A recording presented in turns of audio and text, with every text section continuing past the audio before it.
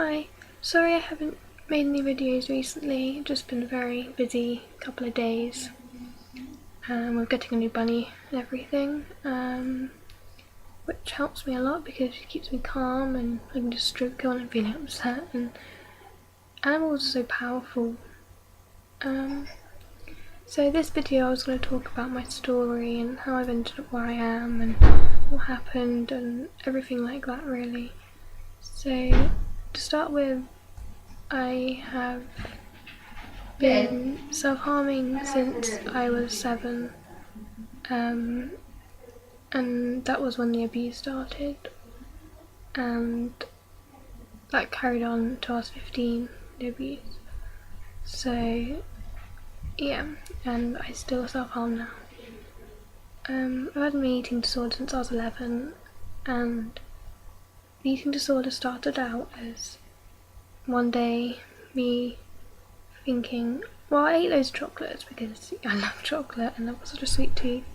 So then I made myself sick, and that's how it started. And that's, well, the first day I was really conscious of it starting. I've hated my body since I was, well, forever really. And I remember buying scales. That was also a big thing, and they broke and I had to buy some more, and my mum chucked them away, so I had to buy some more, and I panicked if I didn't have any scales. And I remember being 11 and going to Argos and buying my own scales, and the person behind the counter looking at me a bit strange because this 11-year-old's just coming to Argos to buy some scales. But I was desperate, and every time I was in town I'd use my weighing machines and see what my BMI was, and I had a BMI calculator on my phone and that was the start of me wanting to lose weight. And it did start off as me wanting to lose weight a little bit, because I thought if I was skinnier no one would hurt me.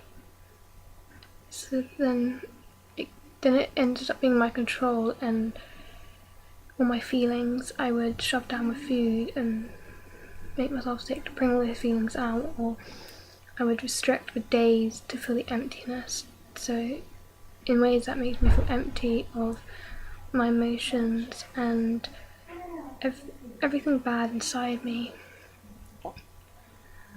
That carried on until I was 15, and by that point I had lost a lot of weight and was very ill, but I didn't see it at the time, and no one really noticed until in therapy one day at school. I had therapy.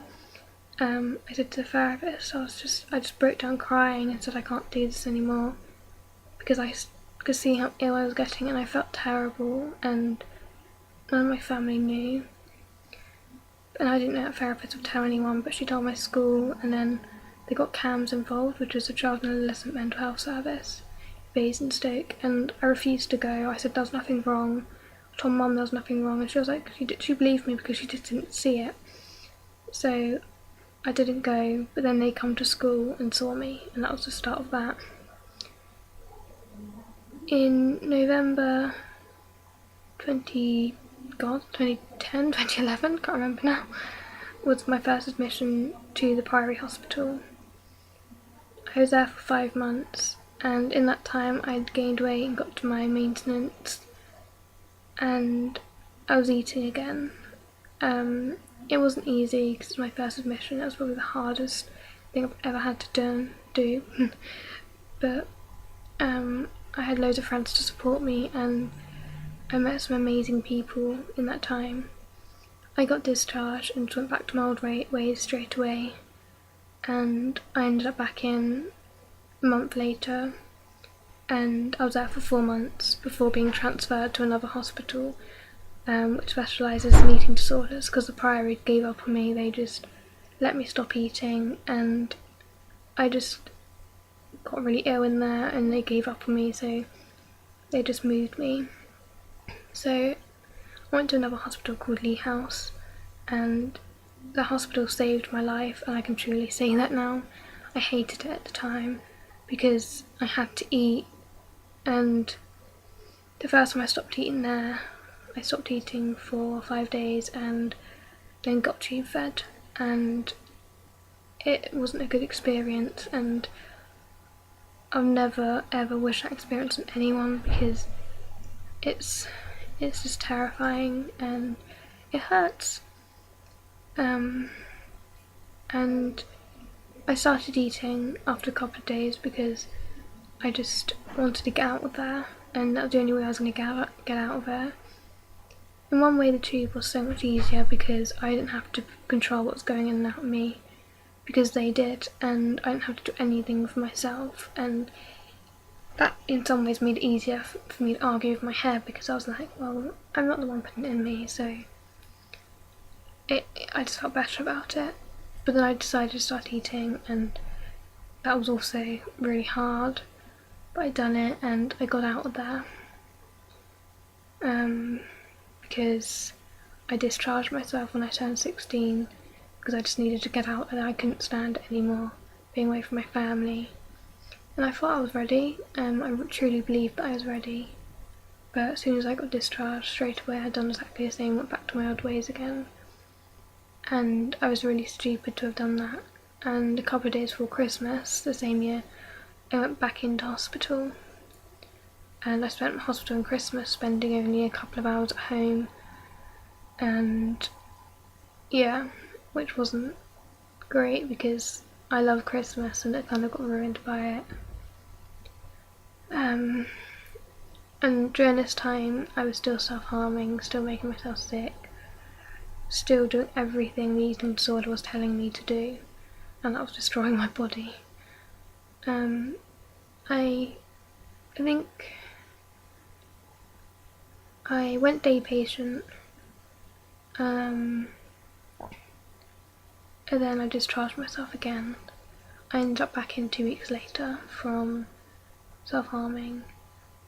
Then I self-harmed to the point of going to hospital, and then I was sectioned because I threatened to discharge myself again. So I was put on section. I had a tribunal and managed to win that and managed to go back day patient. But again, I'd done a day of day patient and discharged myself. And then I was forced to go back by the police a couple of weeks later because I stopped eating completely and stopped drinking, and I was at a critical point again. And no one wanted me to die, so they had to force me to go back. So I was in there from then, and everything was going okay, and I was working hard to get out, but then something in my head still wasn't right, and I gave up again, and got sectioned again and sent to another hospital where I was tube fed.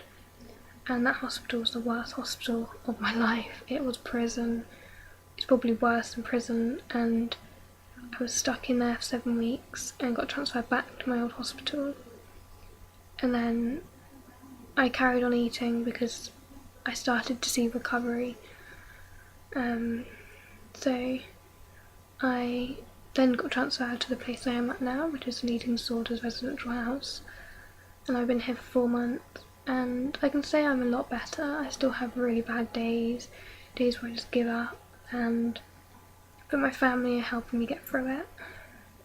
I still have days where I want to commit suicide and basically think that everyone would be better off without me and life would just be easier if I was dead because I don't have to fight anymore. I also forgot to add that I have taken overdoses in the past, taken 3 overdoses in the past. I have tried to hang myself and tried to drown myself and tried to strangle myself on many occasions, and I still struggle with all this a lot because it's not about me wanting to die anymore, it's about not knowing how to live. I don't know how to live and be free from this illness because it's just gripping me and it won't seem to let go. And no matter how hard I wiggle, I just can't seem to get out of the trap. I have some really positive days where the world is just great again, and I wish I could hold on to those days, but it's still really, really hard, and I just don't know how to do that anymore. Because I've been ill for 6 years, it seems like my life. It seems like this is how my whole life's going to be now. But I don't want that, and I can admit that I don't want that. I want to be happy. I really, really want to be happy but depression doesn't let me be happy, and my eating disorder doesn't want me to be happy. I have stopped self-harming.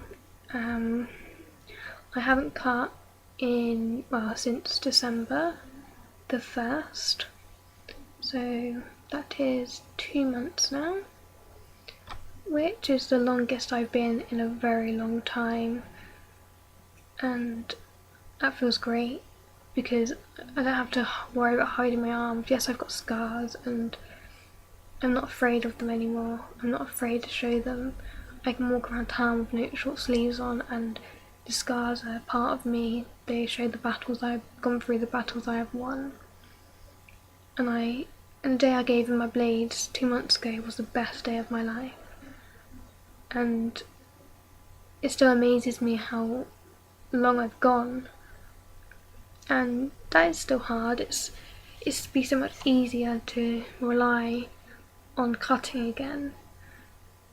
But I know I won't, because I can see now that it wasn't helping me, but there's so much more I can do without it. I haven't made myself sick in about 2 weeks now. That's not so long, but even that's really long for me. And I'm working on that day by day, basically hour by hour, to try and stop that. I'm still struggling with my drinking. I'm eating everything. I'm still on meal supplements, but it's helping me to keep eating. Drinking is very hard, and again, I'm not purposely trying to restrict my fluid anymore. It just happened. It's just a natural thing for me to not drink. And I know it's very bad for me, but it's really hard to stop, and I know if I keep fighting, then I know that I'll be able to stop it. Don't really know what else to say of my story, really, except I'm starting to work through my past. I'm starting to accept my past, and yes, I still have fears and anxieties which ruin my everyday life because they just rule me. But I'm fighting, and I am recovering, and I can say that I am recovering, and I know a lot of people are recovering. And I know a lot of people can do this, because I think it helps telling your story as well, so people know, people can understand everything. Well, people can understand why you're like this, how you got to this, and I know I can't blame my past fully, because it's not fair doing that, and I didn't have to end up like this just because of my past. But the past is the main reason, and I can't change that. I can't take it back, but I can change what I'm like now and what the future will be like by just working day by day to get better and to stop all this and get the illnesses out of my life. And I think everyone shouldn't be afraid of telling their story, or telling people, like showing their scars, because I'm only showing these because it's to show that I'm not afraid anymore. The scars are part of me, like I said, and I'm slowly getting happier, and I'm slowly getting better. I know I keep repeating myself, so I'm sorry about that. I just want to thank everyone for their support, all my family and friends, because I couldn't have done it without them, and everyone I know, and people I know that I wouldn't expect to be supportive of me. They have been, and I want everyone to know how much I really, really am thankful for it, and I appreciate it so much because it puts a smile on my face every day. And I hope everyone keeps fighting and working toward their goals. And everyone, please don't give up. Please, it's a big world out there and a very scary world out there, but it doesn't have to be like that. It can be fun and you can be happy and recovery is possible. And I'm sorry about the long story. I'm sorry if it's just a load of bambling on and doesn't really make much sense. And if you have any questions, please ask me. Please subscribe, and I love you all. Bye.